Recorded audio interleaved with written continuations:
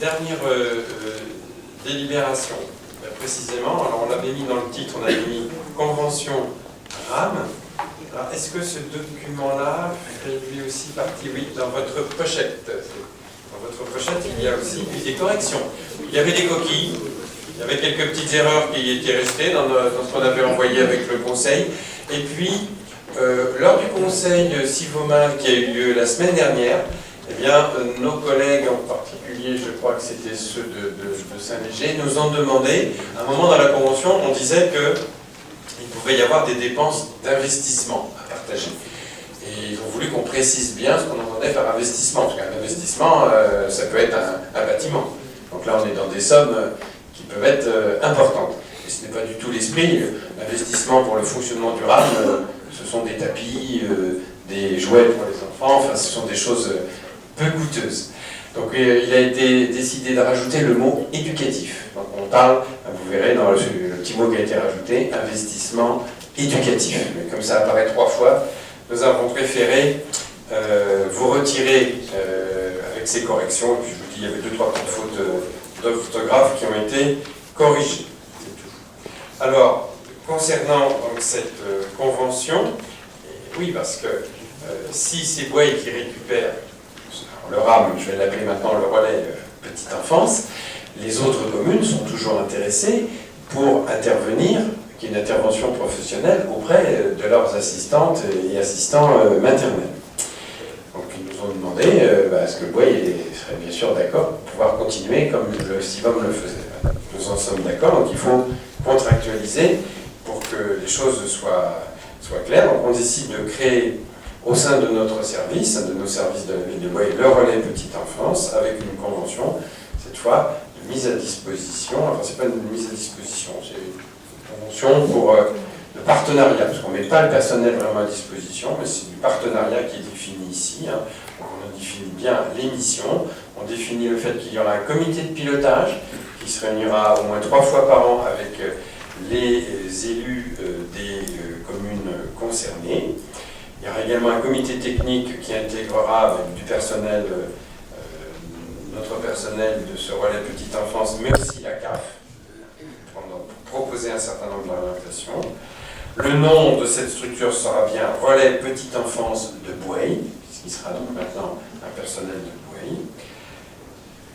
Bien sûr, les animations continueront de se faire dans les communes voisines, selon un planning qui sera mis en œuvre. La durée de la convention, c'est peut-être aussi ce qui est important. On est parti sur quelque chose de très prudent. On est parti sur 2 ans. Pourquoi 2 ans? Ça va nous amener jusqu'au 31 décembre 2020. Parce que la convention avec la CAF s'achève là. On est en cours de convention avec la CAF. Elle s'achèvera le 31 décembre 2020. Donc c'est bien de faire coordonner ces 2 dates, sachant qu'après, s'il y a toujours des conventions avec la CAF, ce sont des conventions de 4 ans. Donc on pourra après repartir de 2020 à 2024. Il est prévu en cas de rupture anticipée, bien qu'on calcule, parce que forcément si une des communes décide de se désister, elle doit aussi indemniser Bouaye, puisque du coup nous aurions peut-être trop de temps de travail. Et il est convenu aussi que si on doit décider de créer ou de supprimer du temps de travail, ça sera soumis à l'avis du comité de pilotage et que c'est une possibilité pour une commune de se retirer. Parce qu'on estime que si on crée une charge supplémentaire, on laisse la liberté aux communes partenaires d'éventuellement se retirer. Ce cas risque de ce supplément de temps risque d'arriver, puisque déjà aujourd'hui, la CAF nous fait remarquer que vu le nombre d'assistantes maternelles que nous avons sur les 4 communes, gérées uniquement par une éducatrice jeune enfant à temps complet, en tant que professionnel, ce n'est pas le bon ratio. On est déjà en dessous de ce qui devrait se pratiquer. Mais bon, avec la dissolution du Sivom, nous avions besoin d'y voir plus clair. Ce n'était pas le moment de créer du temps supplémentaire.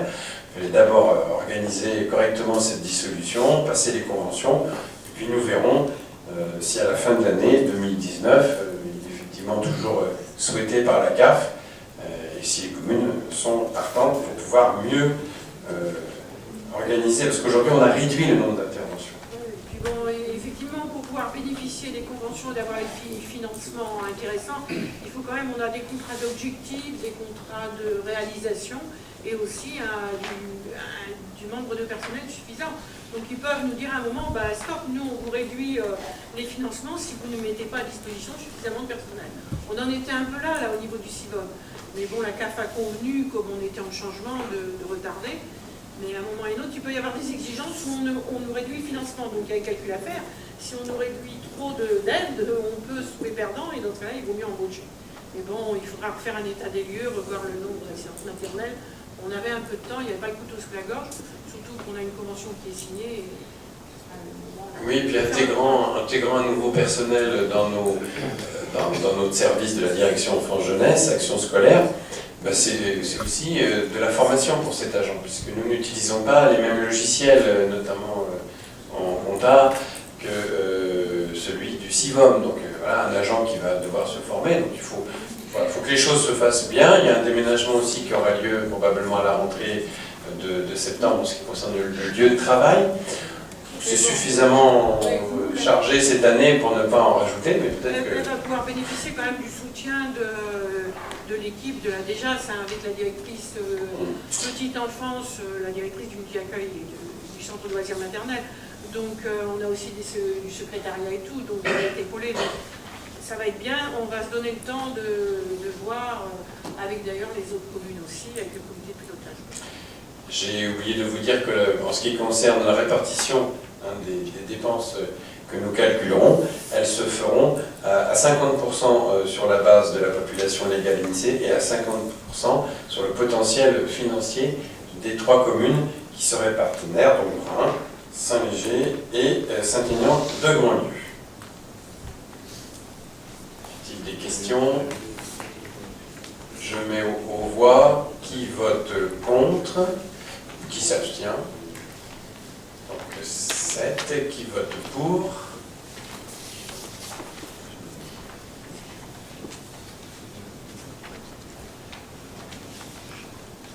Vous êtes rendu à combien?